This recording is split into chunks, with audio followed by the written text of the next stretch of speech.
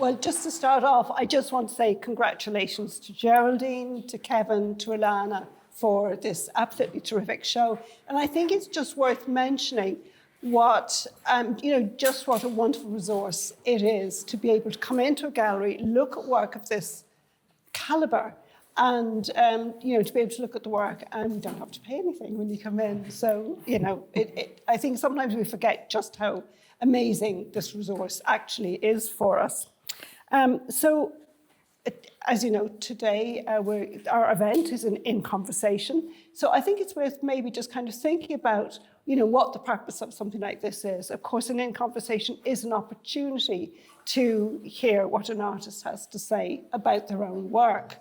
And, as an art historian, I'm often confronted with images where I'm trying to puzzle out what they mean. And it would be just wonderful to be able to talk to the artist and to ask them. And of course, if it's Jan van Eyck or Joachim Patinier or even Picasso, it's a bit of a problem. But of course, today we can ask Geraldine about her work. So, this is a wonderful opportunity we have. The second question, of course, is why we are having a conversation with an artist like Geraldine. What is it about Geraldine's work that is so interesting to us and so compelling? Well, essentially what we will see with her work is that there's an extraordinary array of ideas that are expressed, but also she has the technical skill to be able to articulate those ideas. So this is a really compelling combination of talents that this artist has. One of the things I think is really particularly challenging for artists is this perennial issue of dealing with difficult subject matter, the kind of things that we might often like to avoid, but to deal with them in a way that makes us want to look again, that is really compelling and interesting. And so I think this is something that we see in Geraldine's work. Now, as we look at the work as well, just a final point I wanted to make is that we can see how she responds to traditional ideas of how to represent, of illusionism, of realism. But her work is very contemporary in the way she approaches the subject matter that she's dealing with. It's never exactly kind of black and white, right and wrong. It's never judgmental. So it's very contemporary in looking at the kind of nuances that, that we're really interested in looking at visual expression today. So what I wanted to do to start off with my questions is, we're going to be looking at the content, about the ideas that she's dealing with, but just something maybe about how you developed your skills as an artist. Because I remember when I first met you, it was just before you started, I think, your training as an artist. So could you tell us a little bit about that part of your background? Well, I suppose I went to college between the years of, as an undergraduate, it was between the years of 89 and 93, and it was in NCAD. And at the time, NCAD was, well, I suppose Ireland as well, it was at an extraordinary time of flux within Irish society, but also within the art college. So it was a really exciting time, kind of late teens, early 20s, and the kind of the way we were taught, it was like a form of chaos. You'd be thrown an idea and then you'd solve it through making and through creating. But we also had the resources of tutors with whose ideas were really grounded us in critical thinking, but they also grounded us in kind of traditional craft and rigor. And that if we were going to make something, thinking through making was valid and important, but also you had to be able to make what you were thinking. And if you couldn't, there's art works in different ways. And some people, they get their idea and it's grounded in conception, but then they get other people to fabricate and make. Whereas for me, what's important is the making, because my primary way of thinking is thinking through making. So I was just really fortunate. I had fantastic tutors, but it was also that kind of, the way you form your peer group. I had fantastic peers, great friends, great friendships, and, of course, a family who thought I was nuts, but backed me all the way, So I mean, what we're looking at here is a really interesting exhibition of the work by Geraldine, and over the years we've seen quite a number of her exhibitions. But I just wanted to come to the titles are always really intriguing, and this one is called Flicker, Flicker. So can you tell us a bit about the title? Well, yeah. Flicker, Flicker, I came across that phrase. I'd heard about the climate flickering and I'd read about it. But then I came across, while I was making the work, I came across a paper that was published from Trinity College, and it talked about climate flickering, had they done research. And one of the sentences in it was, first it flickers and then it tips us out of the Holocene.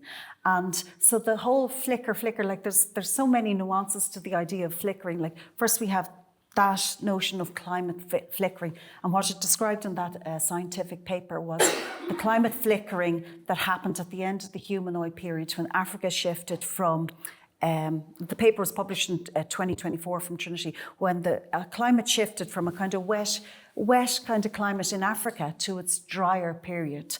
And but also flickering can mean like the flicker of insect wings, the flicker of hope.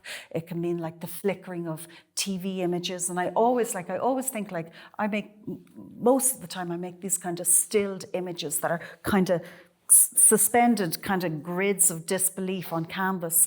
But I always think the first film that there must have ever been was cave paintings in a cave, and you had a flickering fire, and with the flickering light, like those cave paintings must have come alive and told the stories. And that's basically what art does. It communicates and it tells stories, and it communicates some sort of emotion or idea or whatever. And so that's where the title came from. But I think it's really interesting to hear how Geraldine is talking about elements from deep history as well as contemporary relevance. Mm-hmm. And I think one of the things as an art historian that I find really fascinating to see in her work is to recognise in the backgrounds the representations of some major artists like Joachim Paternoer, I know is one you've looked at, Jan van Eyck, Buchelaar, various artists at any rate. But then superimposed on that, we have all of these layers, and within those layers you discuss or you express ideas about climate change and ecological issues.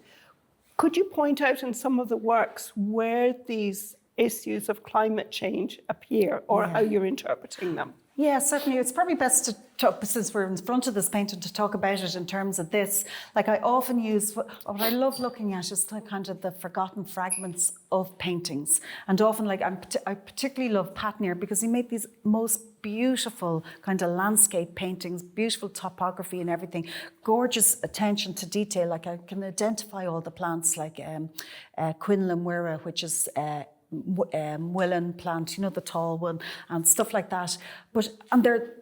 That's where I think that what the most important happenings within his paintings. And then he has these stiff little religious figures. And at his, during when he was making them, it was the stiff little religious figures that were interesting. But I love looking at the overlooked and the fragmentary because there's so much richness in it. But then by taking elements of those things, you can kind of reach back in time. So you're reaching back in time to kind of depictions of the earth, like maybe 300 years ago, 400 years ago, or whatever. And then you're kind of juxtaposing them with elements from the modern day, like, and interrupting them, like with the Hoover, or the traditional still life elements, or the plastic toy on the skull.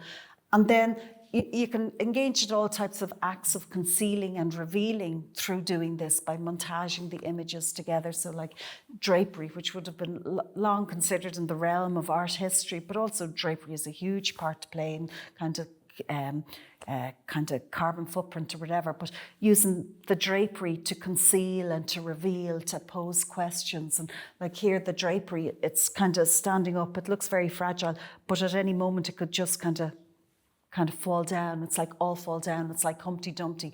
You know, it falls down, and no matter how you put it back together again, it mightn't quite be the same, if you know what I mean. So it's all those type of things, and it is the kind of putting one and one doesn't quite make two. You're making something else, if that makes sense.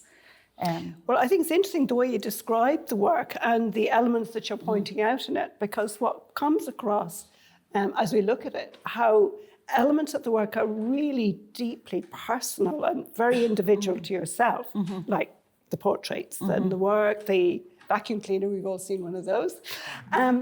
But also you're dealing with these great universal issues, always, you know, and I think that's really interesting because it kind of suggests that those big issues are also very individual, that they affect all of us, you know, and I think this is quite an interesting thing because so often kind of traditional major art is about really big topics, you know, the kind of things that we can maybe admire from a distance, but maybe not engage with at a more personal level. And I think when you bring in these really personal elements that we can recognize, I mean, Peppa Pig, you know, I think some of you may, and, you know, the shiny balloon and, you know, the various elements in it, that it really does bring it home. But it's not a very common feature that an artist deals with the domestic, with the personal, with those private elements. So can you tell us something about what you bring in the work that is? Well, I suppose I often find that if you talk to people with what they're dealing with on that day, and like everybody deals with their domestic things that day, you can draw people into a conversation. I think painting works in that way very easily because people have in their mind that, you know, painting is art. Like there's loads of realms of amazing art out there, performance, installation, sculpture, film, everything. But painting has that kind of traditional aspect that people accept it, and then you can draw them in. But you can draw somebody in, be it through the Hoover or like I like Peppa Pig. Like if you think about Peppa Pig, in still life, there's a thing called a vanitas symbol where it reminds you you're going to die and reminds you of aging. And balloons wrinkle, especially kind of helium balloons like that wrinkle, but also Peppa Pig.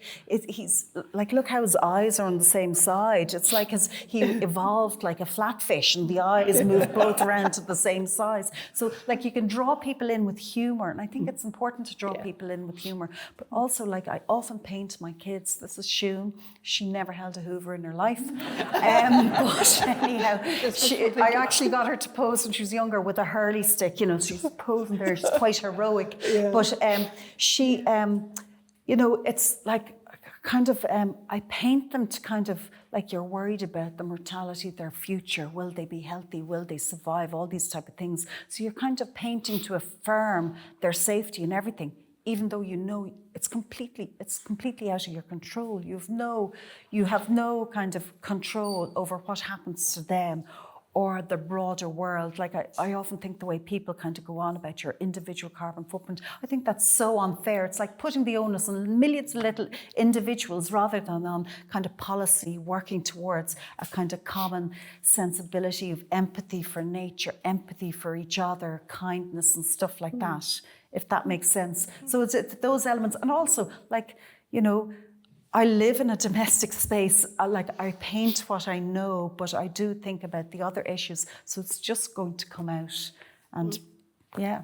I think this is really interesting because when we look at the work, we see so much that is familiar that we can identify with. And this is a very contemporary approach to representation. We find it in literature, we find it in filmmaking, and we find it in the best of painting as well. I'm always fascinated by these elements where you have like a childlike drawing over a painting, and it just reminds me of how little respect small toddlers have for the precious things in our life, you know, and they scroll all over it, you know, which of course is part of their charm. One of the things that strikes me, particularly with this exhibition, is the extreme difference in scale. I think this is a really interesting thing to do, you know, to make it, I mean, so often with exhibitions we see artworks kind of graded from small, medium to larger and so on. But here we've got a contrast between artworks that are very intimate, you know, that are about things that are very close to us, you know, visually, as well as, you know, things that we feel that we could actually possess and have close to us, and then large scale things. Now, I don't know how many of you have walls big enough to house something like this, but I can assure you I don't.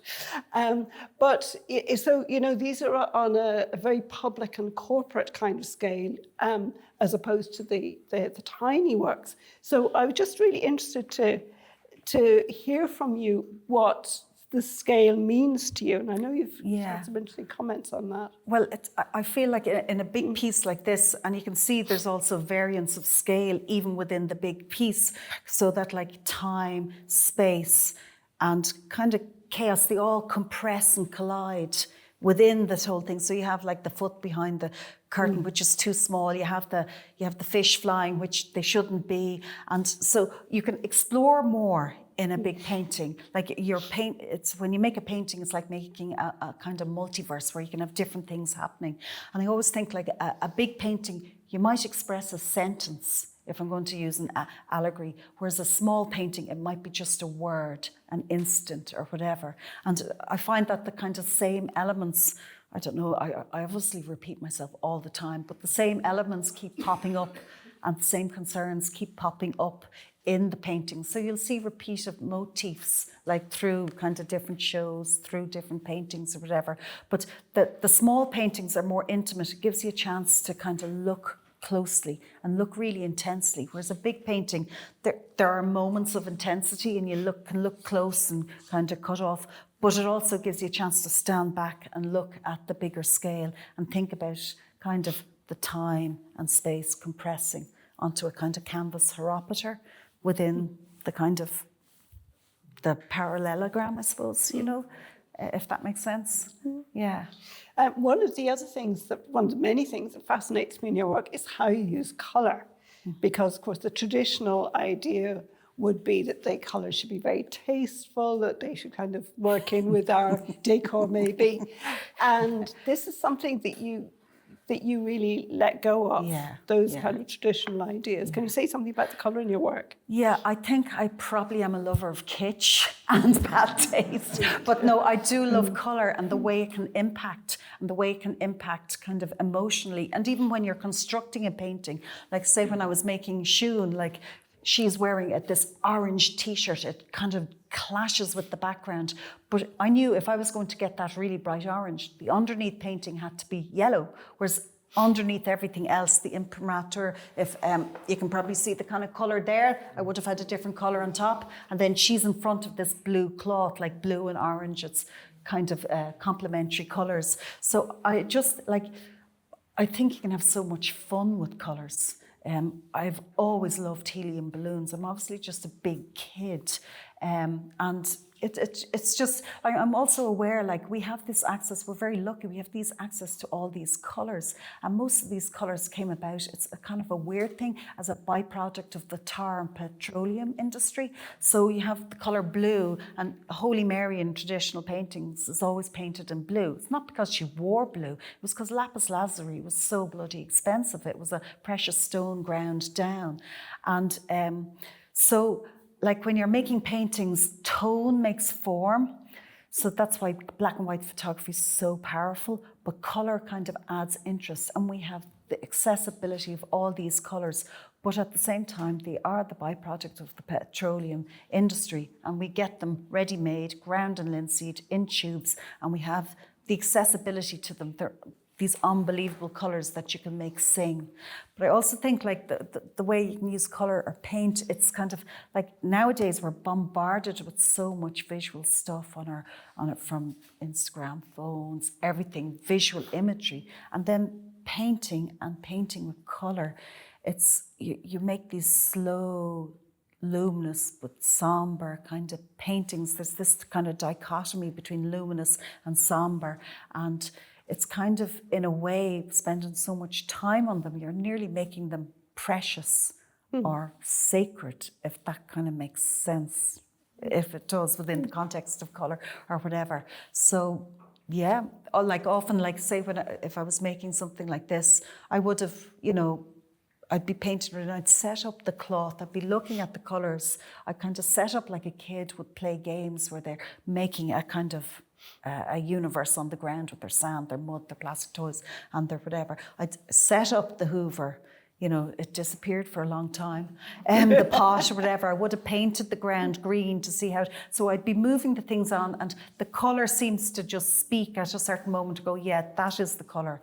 I should use there. That makes sense. And even on the smaller paintings or whatever, when I'm trying to figure out about these kind of temporal images that I put on, like I collect kind of old bits of wrapping and plastic that's see-through, and I would oil paint on top of them and then move them around to see how the colours work against each other to create it, because the colour will give the emotion. And I do love, the kind of bright, kitschy, bad, tasteful colour. But most of our lives are full of colour like that. That's the reality of it again. I mean, again, this is one of the things that's really surprising in the work, is that you have these unexpected elements of, the colour, but yet somehow it all kind of works. I'm interested in the kind of symbolic elements you have in it as well, because they appear, they're almost artless, really, how they appear in the works, and yet they've got some kind of other meaning as well. For example, you mentioned, I think, the ice cream. Ice cream, there's a painting back there called Melting Point, and the ice cream coins. But it's that kind of moment of joy when you get an ice cream, but also the colours, like these lurid colours, how they could exist. But they're such temporal, it's like these chalk drawings I sometimes incorporate into my paintings. They're such temporal objects, and they disappear before your eyes, like they're only there for fragments of time. And it's about kind of being present at that fragment of time before they disappear into something else. So they're, and they're also symbols of childhood innocence and everything else. So they like in the painting there behind Claire, they kind of work as a symbol of kind of this temporal innocence in front of this fragment of an art historical painting with a kind of chalked in bird painted behind them. So the paintings often, like these objects and the paintings, they're often built up in layers. Like I think of the paintings as geological layers, and you have your background layer, and you've got your object layer, and then you might have a drawing layer, and they're all kind of compressed down, if that makes sense. I think that's really interesting, that you have this symbol of something which can melt away and, kind of speaks to, how transient contemporary things can be in time. And I think it's really interesting that kind of symbolism, that idea goes way back, so you might see childhood images of childhood with a butterfly or something of that nature, and you've recast these in terms of contemporary life. So these elements are still relevant, but they can be expressed in a new kind of way, I think. Traditionally, like there would have been a whole load of kind of symbolic elements that would have been used in paintings, like butterflies were salvation, whereas the poor old moths were kind of damnation. The kind of the still eyes where things are rotting away would be, remember you're going to die. Like the ice cream is an obvious one. It's melting point, like, like a tipping point, like things are getting too hot. But to use that, like, for me, it's like there's no point me robbing a symbol that's somebody else's. I use the symbols that have just revealed itself in my domestic life, that happen, and you just remember them, or they speak with you. Or my last exhibition had jellyfish in it, and it was just about the kind of, like that year when we were swimming in the sea, it was like swimming in jellyfish sea, just simply because the seas had warmed, and also the natural predator, the kind of food chain had been disturbed. So there was just this plethora of jellyfish. So these things just pop up, they reveal themselves. Like I have a lot of dead birds. I get dead birds as presents from people. I have a freezer full of them, not the food freezer or whatever, but just in case anybody ever comes home to dinner. Thank you. They're like winged messengers, but also like they're dead. They're not the kind of, in still lives you often had, these kind of hunter still lives where I have conquered nature and I have these images of power, but these aren't. These are our garden birds that everybody loves, that everybody gets so much solace out of them. And like they would have flown into windows or whatever, and they've died. And like in their death, they are still beautiful, but also they're like winged messengers, just telling us about the fragility of life and how everything is so interconnected and and stuff like that. So the things I take, they're from my life, if you know what I mean, but they're not in the fridge at home. Well, I could keep Geraldine talking all day long, and have done actually. But I'm going to open this up to all of you. I'm sure you have lots of questions you'd like to ask her. So now's your opportunity. I'll ask a question. Yeah. In a painting like that, there are so many diverse elements. To marshal them all together, do you do preparatory sketches in advance, or do you map it out, or is it very much organic as you go along? It's quite organic. Sometimes what I'll do is I'll kind of draw out the elements, and then I start tearing them up and moving them around like a montage. And often, like, a big painting will have happened because it has suddenly gone pop in my head. So I have an idea of it, but it won't be quite worked out. So I usually start, when I'm doing a painting like that, I'll have some of the elements worked out. Like for this, I had kind of like that part of the background worked out. I'd worked out Shun and the cloths, but I wasn't really sure what was happening here. But the Hoover kept being brought into the studio and moved around. And I knew I needed a vertical element here, but I wasn't really sure how I was going to do it. So you have a good bit started, and like I have a phrase that I use, analysis paralysis. Sometimes you just have to get started in the working, and because I think through making, if you have part of the groundwork done, you can get started and then figure it out. But like elements like these kind of little drawings, they're worked out at the very end with the kind of see-through plastic that I'll have maybe done. Like I have copybooks with children's drawings in them. And for me, they're like a dictionary of different things, because the kids' drawings, they're so temporal and they're moments of time. They often don't last, especially if they're on a blackboard. They're just so transient and they disappear.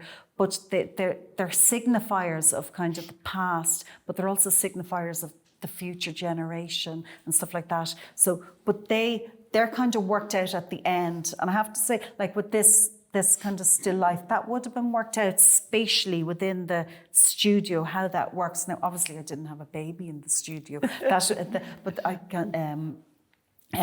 That's my son when he was kind of 3 months old. But I would have kind of had an idea that he should be in it about, and I would have moved the still life about with the idea of that. So a lot of it is worked out in situ, but I wouldn't start till I had a decent idea, and I would figure out the size of the stretcher before, after I had the idea, so that it would kind of fit in. So it's, it's kind of thinking on the go, if that makes sense. But you do start off, the work has to be grounded in concept, and then you have to be rigorous about your craft as well. Yeah. How long would it take you to make a piece like that? I think that took 6 months. Yeah. And it mightn't be working at it all the time. Well, actually, I'm kind of like a one-trick pony. I kind of zone in really intense on something and then zone in on the next thing. But when I'm working on it, like you'd have like intense 2 hours, then you take a 20-minute break and you're stretching and stuff, and then another intense 2 hours, and you're working like that in your days. And that's how I kind of, yeah. There's a question Hi, back Sean. there. Hi, Sean, hi. Just to congratulate you on a magnificent show. But one of the things I love most about your work is this collision of autobiographical elements and the deep historical, the grand historical, and the medium as oil and as somebody who makes more fugitive things. I'm very aware of the temporality, and I was probably, if you referred to this, at least, that's something that's terribly important to you. Well, I kind of think we exist in moments of time, and like even if you think about realities and the multiverse and all the multiverses we're supposed to have, that at each moment, like even in like nanotechnology, it exists that at each moment, like there are multiverses for this and multiverses of this. So everything does feel very temporal, and everything feels very temporary as well. That this happens and this happens and this happens, and it's over. Like kind of, we exist here, but like in 2 minutes' time, here is just a memory. And it's like trying to capture that. And I suppose I'm trying to capture that temporality, but in the kind of most, I suppose, traditional way, slowest probably way possible, in oil painting, which kind of doesn't make sense. It's kind of like a clash because temporal things are so temporary and they happen so fast and then they're over, they flicker and they're gone. And yet I'm trying to hold on to something and to make it say, kind of make it that this is what it is at this moment of time and try to make it last, if that makes sense. Yeah, I think you're striking a blow against AI when I stick that in. Because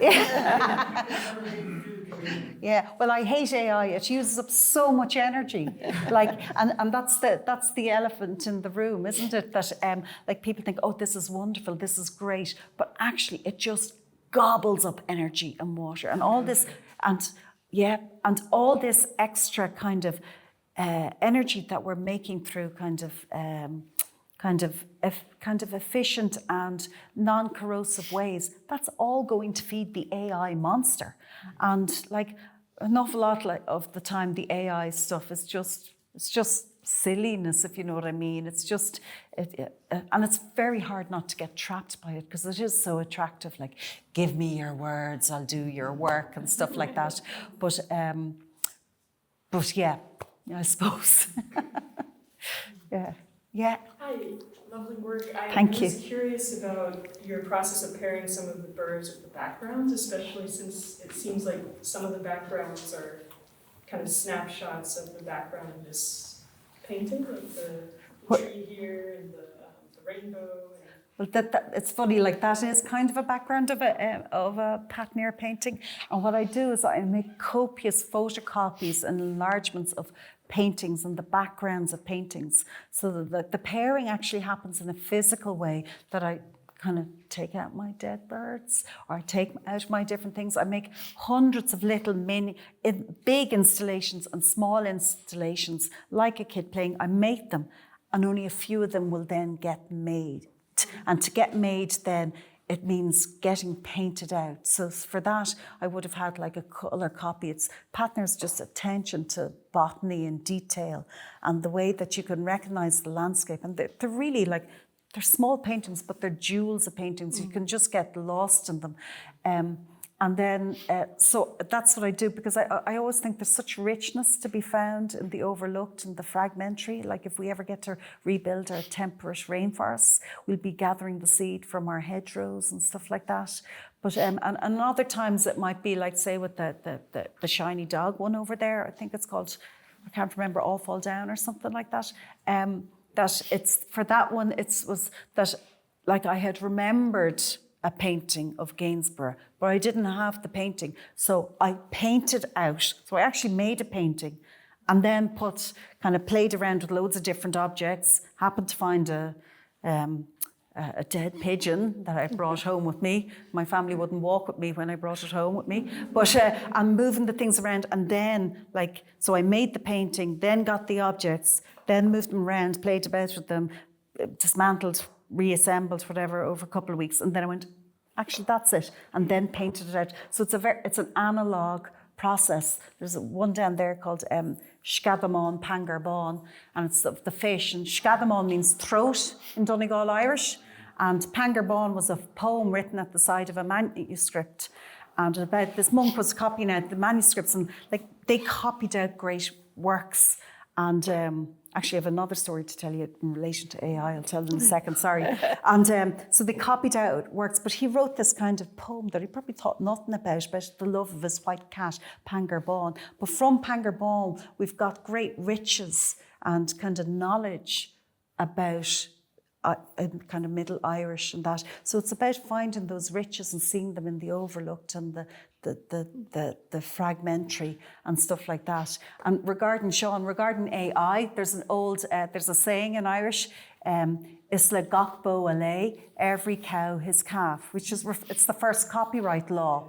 So I reckon there's going to be massive copyright lawsuits against AI in the future, you know, when kind of people kind of go, oh my God, like they've just stolen Seamus Heaney's kind of whole stable of poetry and we're firing out poems about, I don't know, eating dinner and... Except that it can only regurgitate. Yeah. This depth of, it never reached the places that the human spirit has. Yeah. But so, any other questions? And thank you, just to say, if you're ever looking to part ways with your dead birds in your freezer, I can connect you with an ornithologist of the dead. Well, if he ever wants to give me dead birds, I'd be delighted, or she. Thank you. I would recommend for you dead birds if you have a cat. I'll be on to you, Linda. Well, the cat obviously loves you, you know. Okay, well, I think it just remains to say thank you so much to Thank you, Geraldine Yvonne. for this, and for Kevin and Alana for making all this available to us. And I'm sure everybody wants to have a look at the artworks now. So thank you all. Thank you so much for coming.